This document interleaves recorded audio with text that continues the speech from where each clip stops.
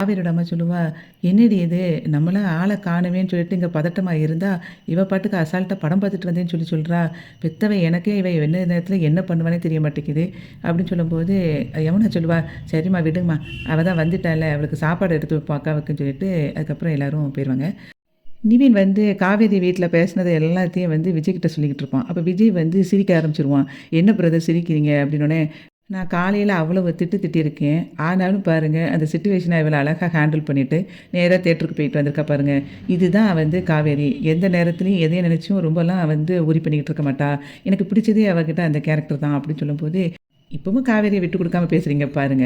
அதுக்கப்புறம் நிவின் சொல்லுவாங்க பாருங்க, அவ இப்ப எடுத்திருக்கிற முடிவு வந்து சும்மா எல்லார் மேல உள்ள வெறுப்புனால தான் எடுத்திருக்கா. அவலாம் கண்டிப்பா அந்த பையனெல்லாம் கல்யாணம்லாம் முடிக்க மாட்டா. அப்படியே வந்து அவங்க வீட்லேருந்து வந்து பேசி கல்யாணத்துக்கு ஏற்பாடு பண்ணா கூட, அத வந்து நாங்க கல்யாணத்த நடத்தலாம் கண்டிப்பா நாங்க விடவே மாட்டோம். அப்படின்னு சொல்லி நிவின் சொல்லிட்டுருப்பான். அப்போ வந்து விஜய் சொல்லுவான், நானும் வந்து காவேரியை எக்காரணத்த கொண்டும் இனிமே நான் வந்து டிஸ்டர்ப் பண்றதா இல்ல. அவ முன்னாடியே போய் நிக்க மாட்டேன். அவளுக்கு அந்த பையன தான் கல்யாணம் கட்டணும் அப்படின்னு விருப்பம் இருந்தா அது பண்ணட்டும் அப்படின்னு சொல்லும்போது, அப்ப என்ன உங்களுக்கு காவேரி வேண்டாமா உங்க லைஃப்ல? அப்படின்னு சொல்லும்போது, அவ லைஃப்ல இனிமே வந்து நான் அவள தொந்தரவு பண்ணக்கூடாதுன்னு நெனைக்கிறேன் அப்படின்னு சொல்லும்போது, அப்ப அவ காவேரி வந்து அந்த பையன கல்யாணம் முடிச்சா உங்களுக்கு ஒண்ணும் கஷ்டம் இல்லையா? அப்படின்னு சொல்லி நிவின் கேட்பான். அப்படி நடக்கக்கூடாதுன்னு தான் நான் நெனைக்கிறேன். ஆனாலும் காவேரிய வந்து இனிமே நான் எக்காரணத்த கொண்டும் தொந்தரவு பண்ண போறதில்லங்கிறத மட்டும் நான் முடிவா இருக்கேன் அப்படின்னு சொல்லிட்டு விஜய் சொல்லிட்டு இருப்பான். நான் இனிமே வந்து காவேரிய எப்படியும் தொந்தரவு பண்ண போறதில்ல. கடவுள் வந்து கண்டிப்பா என்னையும், அவளையும் வந்து சேர்த்து வைப்பாங்கிற நம்பிக்கையோட நான் மட்டும் இருக்கிறேன் அப்படின்னு சொல்லிட்டு விஜய் சொல்லிருவான். காவேரி வீட்ல எல்லாரும் சாப்பிட்டுட்டு இருப்பாங்க. அப்போ காவேரி வந்து பயங்கரமா தலைவலிக்குது அப்படின்னு சொல்லி சொல்லுவா.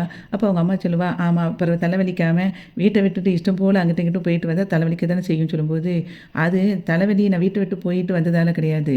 அந்த படம் பார்க்க போனோம் பார்த்தீங்களா, அந்த படம் சரியான அருவ. மத்த நேரமா இருந்தா அந்த படத்த பாதியிலே எந்திரிச்சு வந்திருப்பேன். ஆனா இப்போ பாதியிலேயே வெளிய வந்தா எங்க போறது? அதுக்கு தான் ஃபுல் படத்தையும் பார்க்க வேண்டியதா போச்சு. அந்த தலைவலிய தான் சொன்னேன் அப்படின்னோனே எல்லாரும் அப்படி சிரிப்பாங்க. அதுக்கப்புறம் அவங்க அம்மா கேட்பா, "ஆமா, மாப்பிள மட்டும் உன்ன பார்க்கல அப்படின்னனா, நீ என்ன செஞ்சிருப்ப?" அப்படின்னோனே, "நேரா கொடைக்கானல் வீட்டுக்கு போயிருப்பேன்" அப்படின்னு சொல்லுவா. அதுக்கு கங்கா, "எதுக்கு கொடைக்கானல் வீட்டுக்கு?" அப்படின்னோனே, "எனக்கு காலையிலேருந்து எனக்கு அப்பா ஞாபகமா இருந்தது.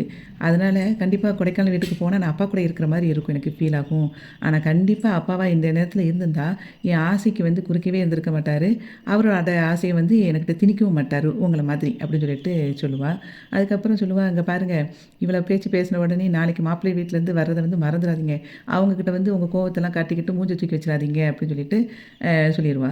உடனே அதுக்கப்புறம் அவ எந்திரிச்சு போன பிறகு காவேரியோட அம்மா வந்து அவங்க அப்பா ஃபோட்டோ பார்த்து பேசிட்டு இருப்பா. இப்படி அவளுக்கு கல்யாணம் முடிஞ்சு ஒரு குழந்தை இருக்குதுங்கிறது கூட தெரியாம இருக்கா. அவகிட்ட என்னால சொல்லவும் முடியல. நீங்க தான் அவளுக்கு வந்து ஒரு நல்லது பண்ணணும் அப்படிங்கிற மாதிரி அவங்க அம்மா அழுதுகிட்டே ஃபோட்டோல பேசிட்டு இருப்பா.